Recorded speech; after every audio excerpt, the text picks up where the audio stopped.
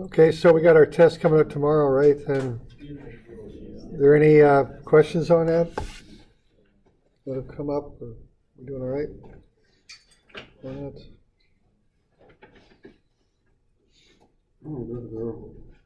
Good to go. That's good. Okay. Remember to bring a non-programmable calculator, okay? And just bring one you've used a bit. Well, I'll bring some too, but I'll bring one that you've used a bit. So any questions on that? We good? No? Okay. Well, let's see. We'll get back into work energy then here.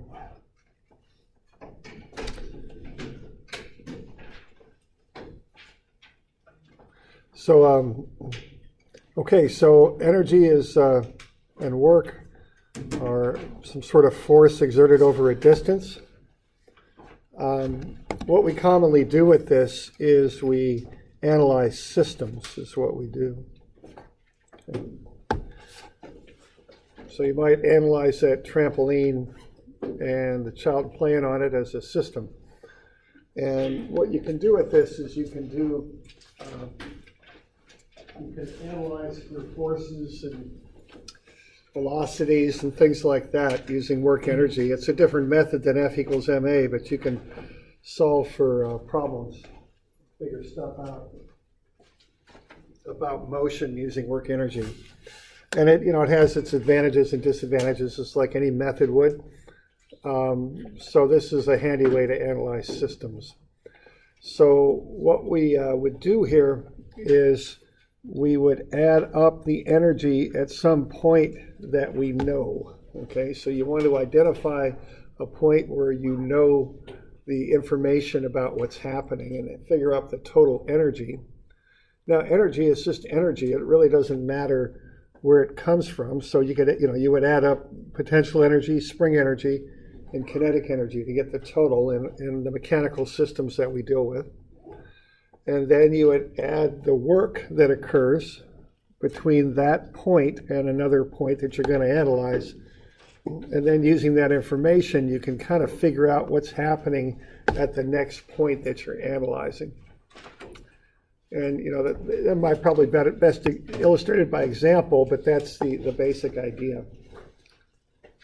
So we can look at the different forms of energy and how things are transferred from one form of energy into another, and figure out things about the second point we might look at. So for instance, when this child is, at the moment, it looks like they've just bounced up. So she has kinetic energy. She'll go to a certain height and then stop. And what she'll do is she'll take that kinetic energy and convert it into potential energy at that point. And then start to fall, where the potential energy gets converted back into kinetic energy, and then fall on the trampoline and stretch the springs on the trampoline so that energy gets converted into spring energy. So this energy can get converted into different forms, but the total amount of energy stays the same generally, and you can track it. That's the idea. So when I'm doing this analysis, I kind of think of accounting, where each of these types of energy are a different account in the bank, and I'll add up all three accounts here and find out how much money I've got. The work then would be either income or spending, one or the other. Work, although frictional type work, for instance, would be spending. I'm taking money out of the accounts and getting rid of it. And so I'm going to end up with a certain amount of money that I know I have to distribute into these three accounts again, and I can figure out how much went into each account. That's basically how I think about this stuff. As a form of accounting, I'm not doing money accounting so much as I'm doing energy accounting. So when I'm doing this, I like to be nice and systematic about it. I like to set up a chart and kind of fill stuff in on the chart. I do have the advantage over a more open-ended sort of thing like physics, where you've got all different kinds of work and energy. In a mechanical system, generally the energy is potential, spring, and kinetic is generally where it is. So I can kind of quantify the energy pretty readily there using a table. So let's just start with a couple of simple examples, then we'll look at one that's a little bit more complicated. So let's say here that we've got a block and it's moving at 9 meters per second and it's going to travel 12 meters, and I want to find the velocity of the block here. Okay. Now, one thing on this is what I'm looking at here is a distance, okay? A 12-meter distance that the block's going to slide across the floor. So distance works well with work energy. Often when you're dealing with distances, work energy gets you to the quickest solution. Okay. So, you know, one thing we do want to be thinking about with this stuff is when you use which method, when it's best to use which method. And when you're dealing with distances, quite often work energy is the most efficient method to use to solve a problem. You might be able to solve it other ways too, but work energy might be the quickest and most efficient way. All right. So I just go through the stuff, you know, that we've done before. I get the weight of the block.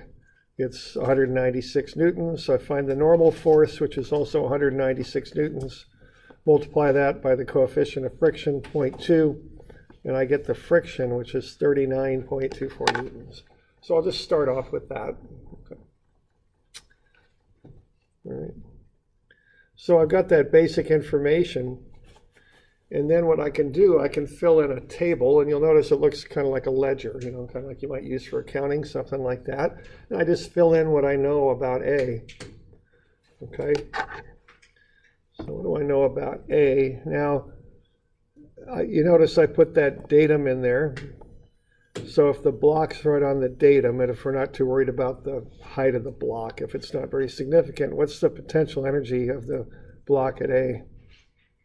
Yeah, 0. And how about at B? 0. Yeah, okay, so we just fill those in, okay? Now, I'll just also mention about this thing about datums being relative. See, what I've got here, I have no change of potential energy from A to B. Now, let's say this we're sliding this across the floor here in class, and I know we've got an elevation on the ground, well, I'd guess about 240 feet above sea level.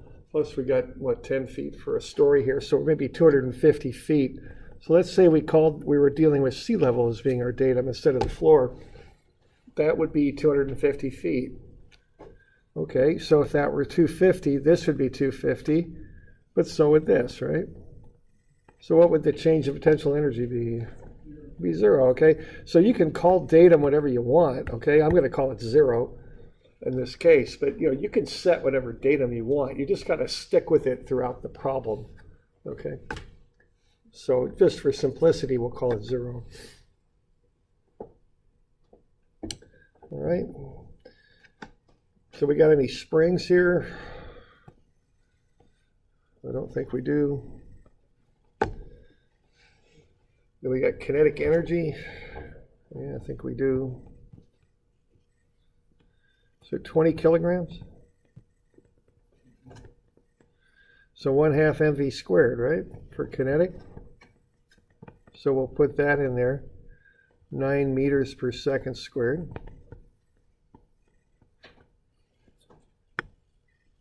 So that's 1/2 mv squared. So that's going to be, what, 10 times 81, ought to be 810 Newton meters. Okay. So then if I add up all the forms of energy at A, I'm going to come up with 810. That's the total energy I've got at A. And in this case, it's quite simple because all I've got is kinetic. But if I had potential and spring, I just add the 3 together. They're all just energy. They all have the same units. You know, so as long as you're using standard units there and everything's in Newton meters, you can add them together, okay? It's just a total amount of energy.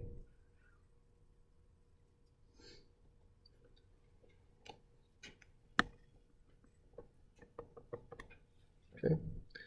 So I just start at A, add up the column, I get to 810. All right. Now the work is force times distance, right? And times the cosine of the angle in between, but I don't think we have to worry about that because that friction is just going right in the direction of distance. So that's 39.24 times 12, right? And then what's the sign on that going to be, on that work? Yeah, it's negative. Now why? Yeah, right, it's friction. What we're dealing with here is the block, okay? We're analyzing the block, and the friction's taking energy away from the block. It's making it go slower. So that'll be a negative, okay? All right. So what we got there is a total of 810. And then we find the work involved. And generally speaking, with a machine, work is friction. It's quite common for work to be negative because it's friction. It slows things down. So that's going to be negative 471. So we got this system. We're at 810, and then it drops by 471. And then we get to the total energy we've got left at B. Okay, we just subtract. See, they're all common units. They're Newton meters. So there's kind of a pattern to how I'm working this. I start at A, I add everything up, then I subtract, and I get to B, 339. Okay. Yeah, question there? Yes. Is work and torque not the same unit? I'm sorry? The moment or the torque and the work, do they have the same unit? Yeah, torque and work have the same unit. If, let's see. See, what you can do for work, if you get into more advanced work, what you've got going on there is you could, work is force times distance, of course.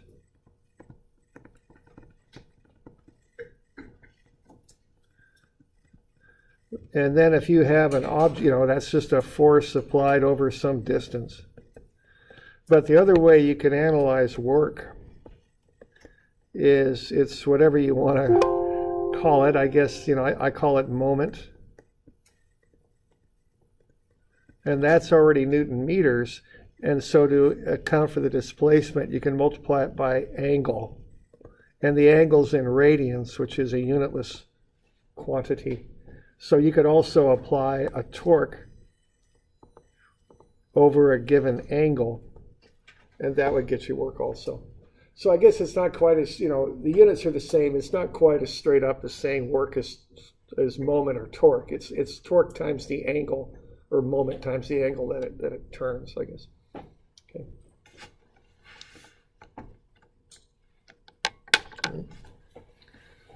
All right. So we doing all right with that? Any questions? Okay. All right. So now we got over to 339. We know we don't have any potential energy nor spring energy at B. So what we know is we got a total of 339, and it all goes into kinetic. That's where all that energy goes. Okay. So we know that the kinetic energy at B is 339, and we can back into the velocity and find it that way, okay? So that's how I would work through this. Because I know kinetic energy is 1/2 mv squared. I can solve for VB, it's 5.82.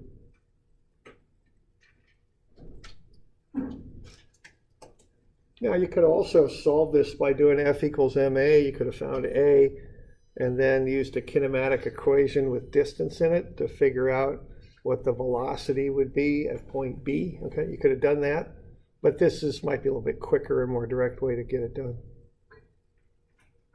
Because work energy directly involves force and distance. So you don't have to do any extra equations to get to the answer. It gets you the answer pretty quickly. Okay.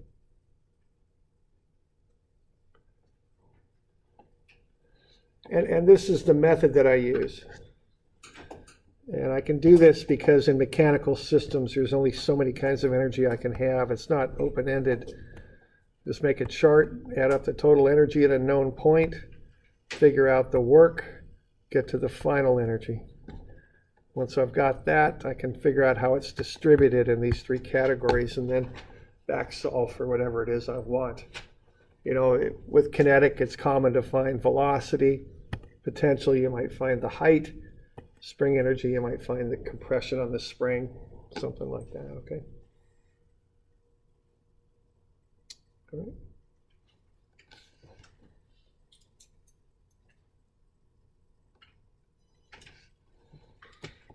Okay. So that's the basic drill on this. Okay. Another simple example here, we could drop a box. If we get on that, we got any questions? You doing all right?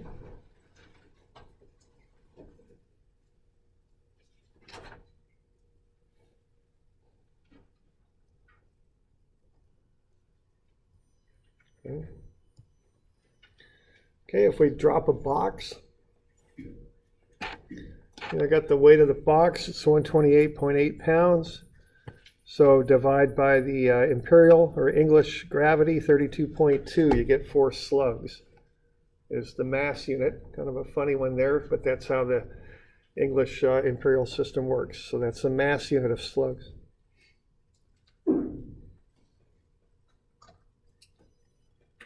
Okay. Yeah, why don't you find the velocity at B using this method? So you got a chart there. We'll just do the first problem there. So find the velocity at B by doing it this way.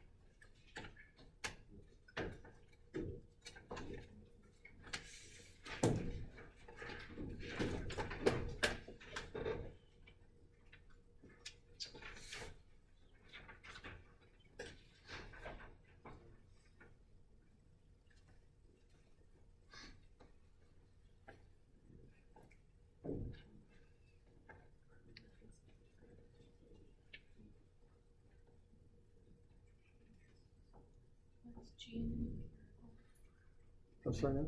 G, 32.2. In current. I guess it's empirical too. 32.2 feet/second.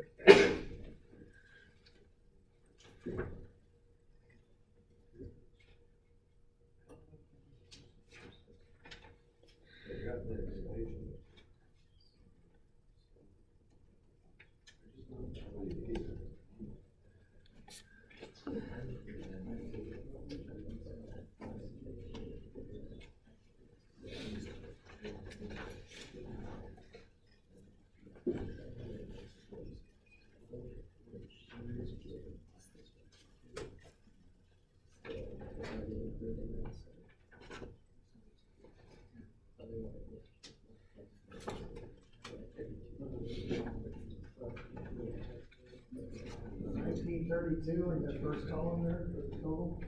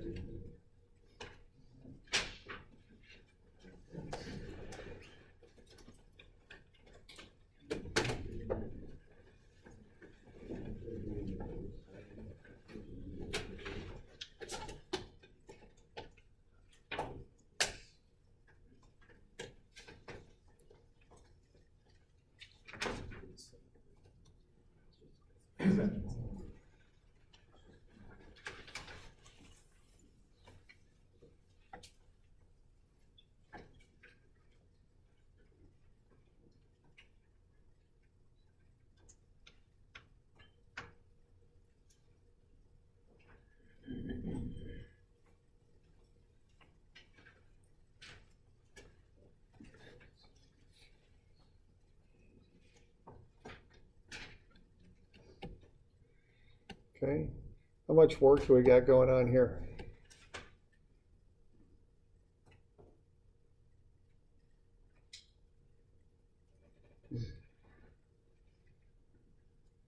Got any work going on? Yes, no? A lot, not too much? I think so. Yeah, considering the air resistance to be 0, so, yeah, Yeah, it doesn't say what forces are acting against the box. Yeah, So yeah. it's nothing, yeah. So there's no work being done, okay? Now, the box is falling, and you could talk about that sort of work, but see, we count that work in potential energy, so don't count it twice. The action of the box falling goes into potential energy, so we don't count it as work. Because if we did, we'd be counting it twice, and we don't want to do that, okay? And so there's no work.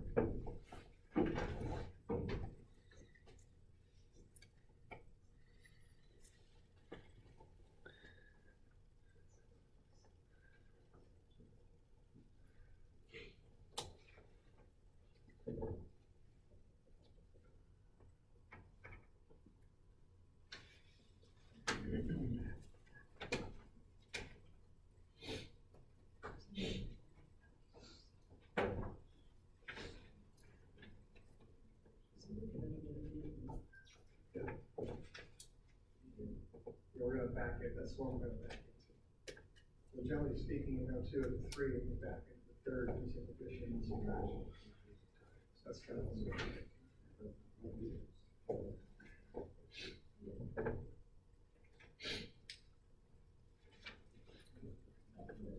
Okay, so you should be able to find the spring energy and the potential energy at B pretty easily.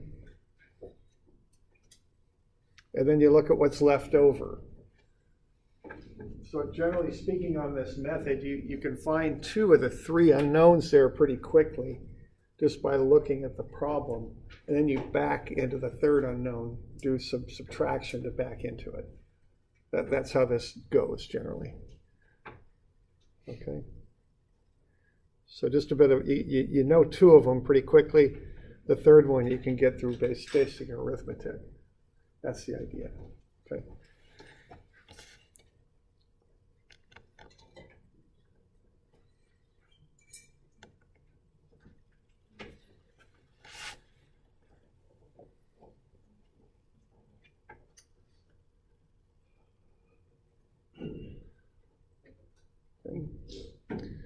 So that potential up there is 1288, and there's no springs, so spring energy is 0.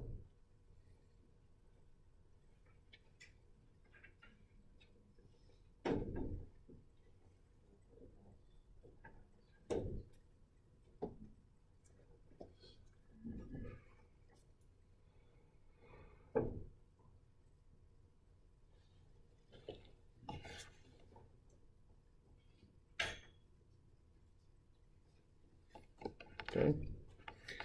And then you can back into what the kinetic energy is, and from there you can back into the velocity. That's kind of how that goes with this approach.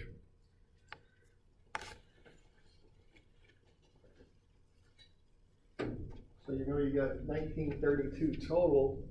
You know that you've used 1288 for potential and nothing for spring, so that leaves 644 for kinetic.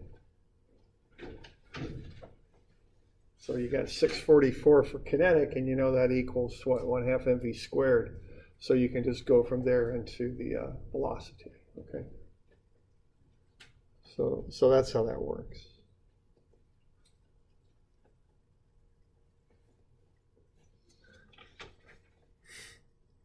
Okay.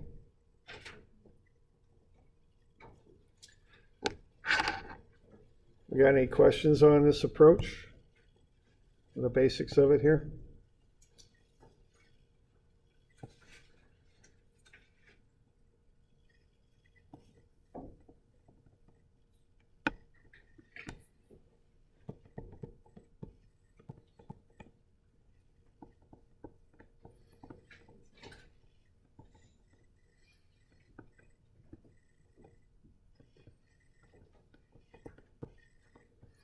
I don't. You don't Yeah. come up with something for kinetic energy if you had an initial velocity starting out? Is that kind of I'm sorry, no? To have kinetic energy, Mhm. you're gonna have there would have to be, well, I guess that'd be the second part of this, huh? If we're gonna do part A to C there, Mm-hmm. would you take that 644 foot down, put it in kinetic energy? Well, if you were doing A to C, it would be just like this problem. You know, usually you pick a starting point that you know, and I would just stick with A because I've already got it. So I got 1932 of energy. I'd still have 1932, but when I looked at C, I'd have 0 for kinetic too, or excuse me, 0 for potential. So the kinetic would be 1932. Okay.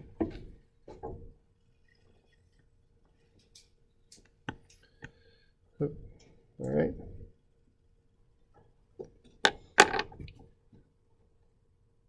So we're good with that. Then you just run the numbers, and you can get the velocity at B at 17.9 feet per second. Okay.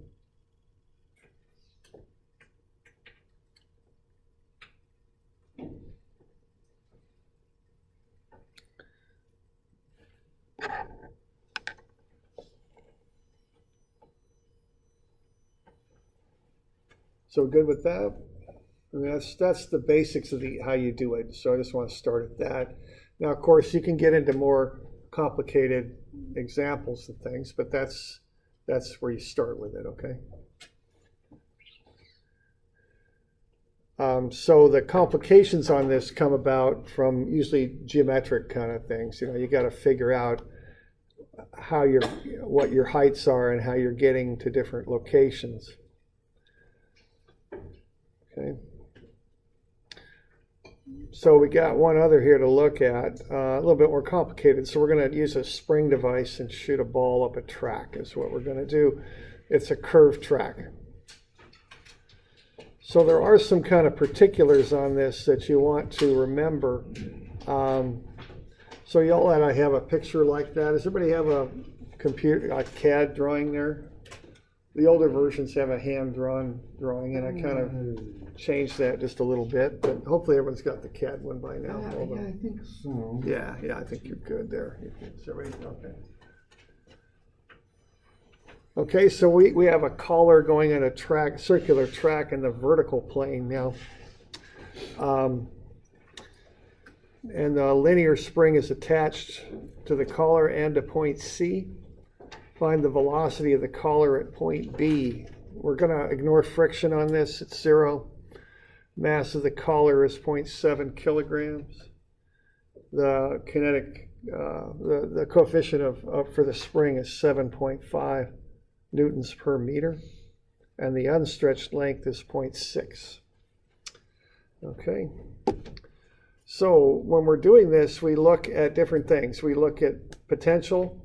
We look at velocity, and we look at spring energy. Now, to get spring energy, we got to know the length of the spring. So we probably want to get that figured out. And I've got a little diagram down below this sketch on your page that shows you some of the particulars of getting those lengths on the spring, I think. So we're going to want that, okay? So, you know, before I go doing everything on the table, I like to do a little bit of just preliminary type stuff here, okay?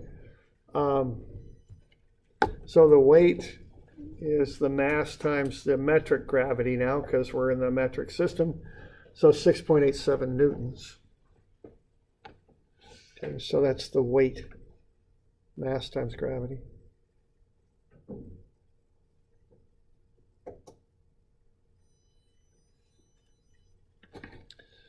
All right, and then I've got a little bit of geometric analysis there for the lengths of the spring. It involves basically right-angle trig. Okay. So we got the 58-degree angle given there. So the first thing that I realize here is the initial length of the spring is 0.9 meters. Or no, it's not. It's 1.8 meters. The radius is 0.9. The initial length will be twice that. Okay? So that's 2 times 0.9. So that's how long the spring starts out at. Okay? So that's one thing I'd start with. Now the next thing I'd look at is that triangle there. It's got a 58-degree angle, and the hypotenuse would be the radius of that half circle, which is 0.9. That's the radius. So I've got a 58-degree triangle with a 0.9 meter radius. So based on that, I can come up with the two sides. 0.763 and 0.477. Okay? So those are the lengths of the sides. Now, once I've got those, what I've got is a second right triangle, okay, that extends, that has a hypotenuse now of BC. See, the first triangle has a radius hypotenuse there, just 0.9, but now I'm going to look at that other triangle that'll help me define the circle there, or the length of the spring, and that's doing that, okay? So what I've got there, I've got a 1.5, I've got a two sides that I can figure out. I got the 0.763, and I can take the 0.477 and add it to the 0.9, and I can come up with the other side. It's 1.377. So those are the two sides for the spring hypotenuse there. So I can take the square root of sum of the squares and get the length of the spring when the collar's at B. And so that'll be 1.574. Okay. So again, a little bit of geometry there. I don't do intuitive geometry. I draw sketches. I prove it out to myself. Okay, because I want to be sure I'm getting that right. So we okay with that? Any questions on that bit? Okay. All right. So there you go. So now we got the lengths of the spring at A and B, so we should be able to figure out the spring energy. We've got that initial velocity at A, so that's kinetic. Now datum, usually I like to set a datum on these things. Okay, so I have a place I can measure from. And I don't really like doing negative potential energy. I mean, you can do it. There's nothing mathematically or theoretically wrong with it.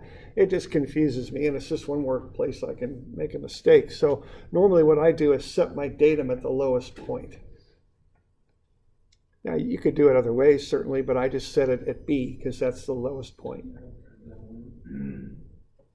What's that now? Question? Okay. All right. And then what I have there is SA and SB. And this is a common thing that people might make an error on when they're doing spring lengths. I don't want the length of the spring. I want the amount of stretch in the spring. Okay?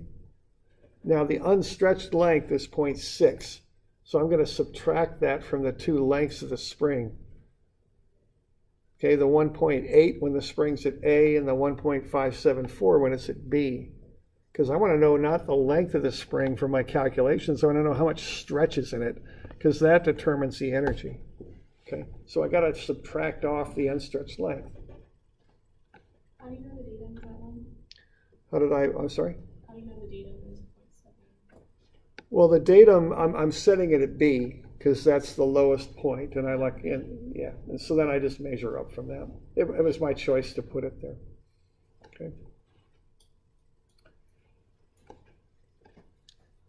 All right, so what I'm doing here, I'm just getting all the numbers worked out first, and then once I've got them, then I'll plug them into the table. Okay.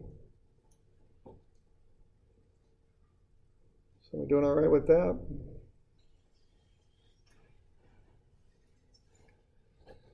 Okay, so once I've got those, I'll plug them in. Okay.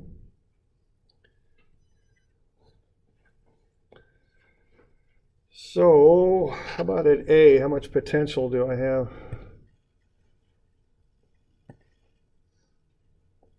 Or what's the calculation for that?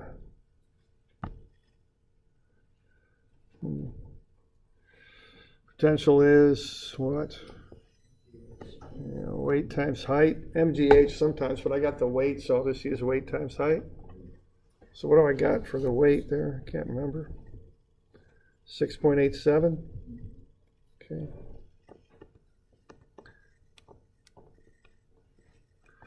And then the height is just a 0.673 meters.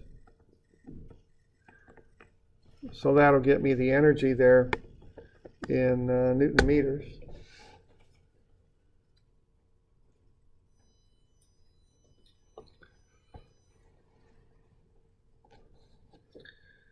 And then the spring energy. Now, remember, the spring energy is 1/2 ks squared. The spring force is just ks. But I want the spring energy, and I'm calling that out because that seems to be a fairly common error that people make, is they just put in spring force. You don't want that. You want spring energy. And that's 7.5 newtons per meter.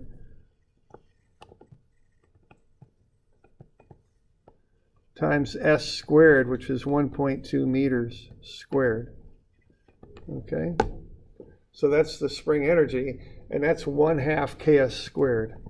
On your formula sheet, you've also got next to that the formula for spring force, but that's not the one you want. You want the 1/2 ks squared. That's when the integral's been done to calculate the work. See, you're integrating the ks to get to the 1/2 ks squared. And then we got kinetic, which is 1/2 mv squared. Now, I don't bother with units here. As long as I'm staying in standard units, everything will come out. So, I don't worry about units so much. As long as I'm in kilograms and meters here and newtons, I should be good. So this is 1/2 times the mass, whatever that is, 0.7 and then 1.4. So I should be able to remember that. So 0.7 kilograms and 1.4 meters per second quantity squared. Okay, so we just work out all those numbers, and I came up with 5.24, 5.4, and 0.69. Okay. So I can go ahead and add those up, okay? So that's what you do. You just add the 3 up and get the total energy. Yeah, question there. Shouldn't the length of the spring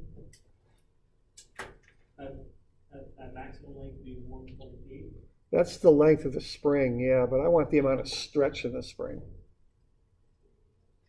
See if this. So there's a natural length of the spring? Yeah. If you just take this spring with no load on it, just put it on the table, that doesn't exert a force. Right. Okay. So that's 0.6, so I subtract that off. Yeah, and I gave you that number. You need that number. Okay. So and that's an important thing to remember. You want the stretch or compression of the spring, not the length. Yeah. Okay. So then we just add those numbers up. Okay. So other questions of where we're at? Are we doing okay? Okay.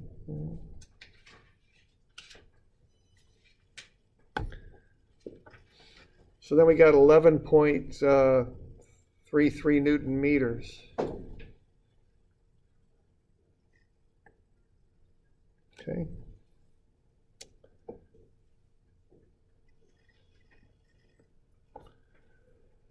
So that's how much energy we start with, and that's at A. Now what we want to do next is look at B.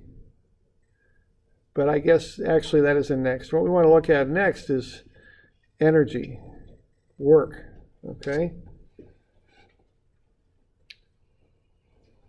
Now, so the next question here is, have we done any work as that collar moves from A to B? That's the next thing to look at. Any ideas on that? Is there friction on this thing? So this friction equals to 0. Yeah, so no friction. But don't we got a normal force pushing on this thing as it goes around the track?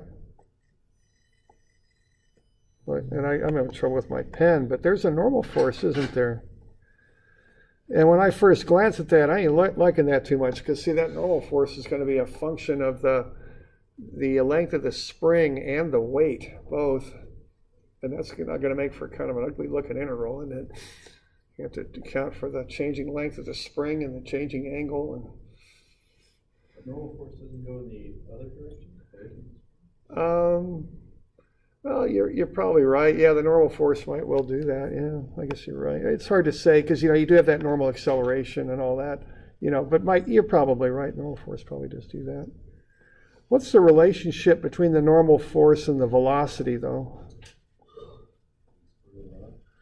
Oh yeah, that's true. I guess I went over that a number of times tonight. That's true.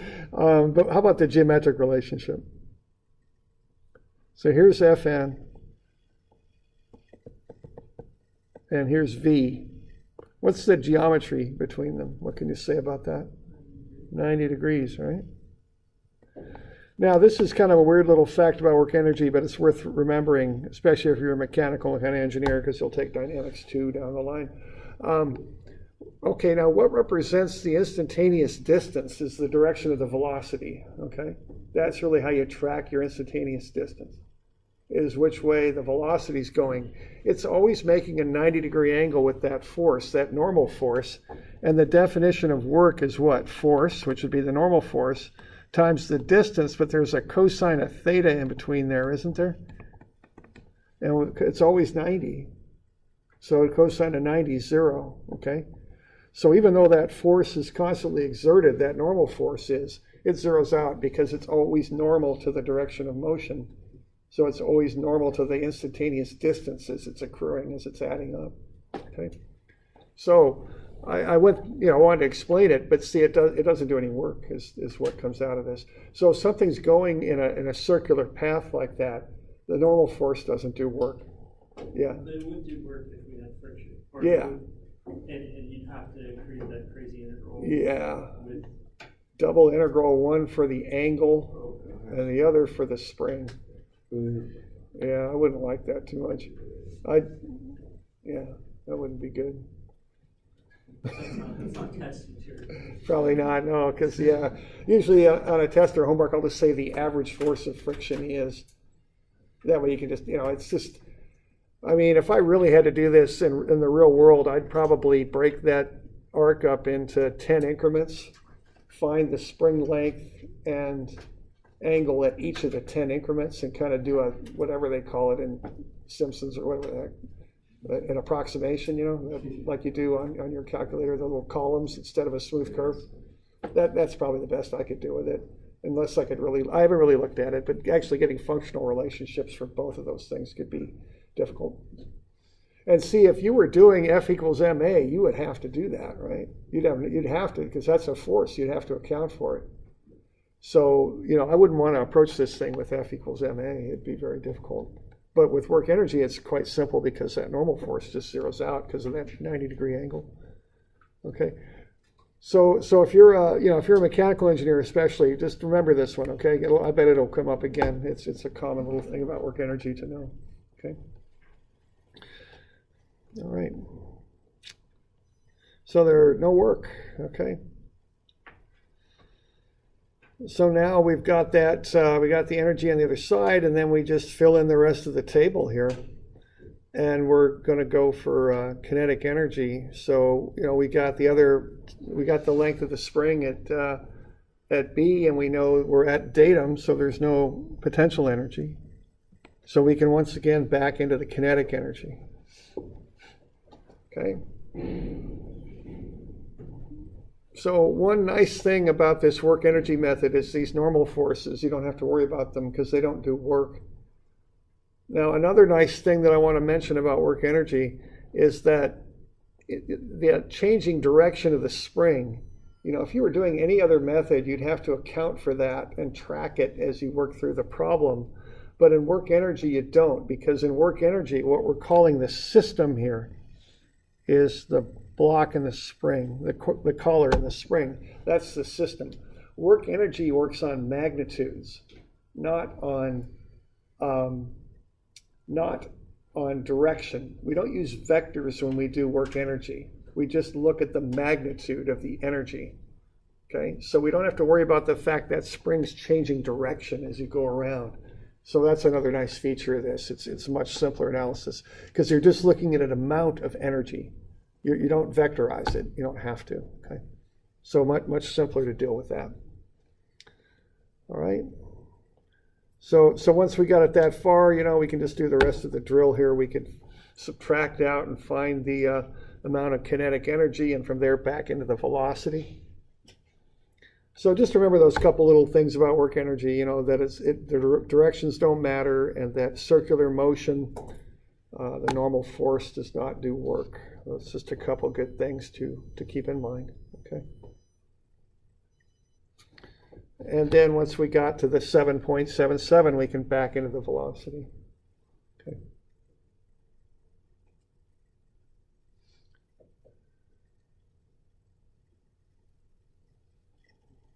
It's 4.71.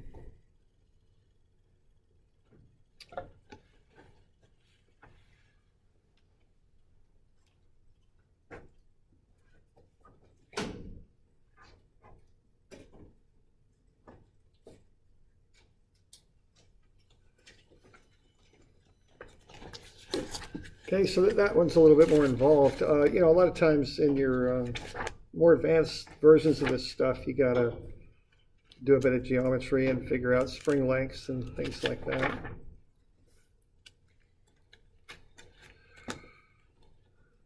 Okay.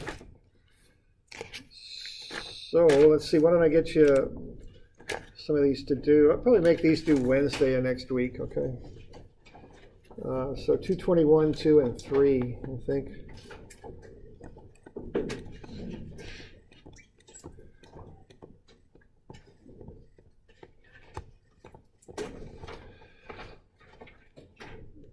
And I don't know. So Thursday is the 1st. So Thursday's the 8th. So that would be the 7th of February, I think. Okay. So see you all tomorrow. For a non-programmable calculator and a photo ID.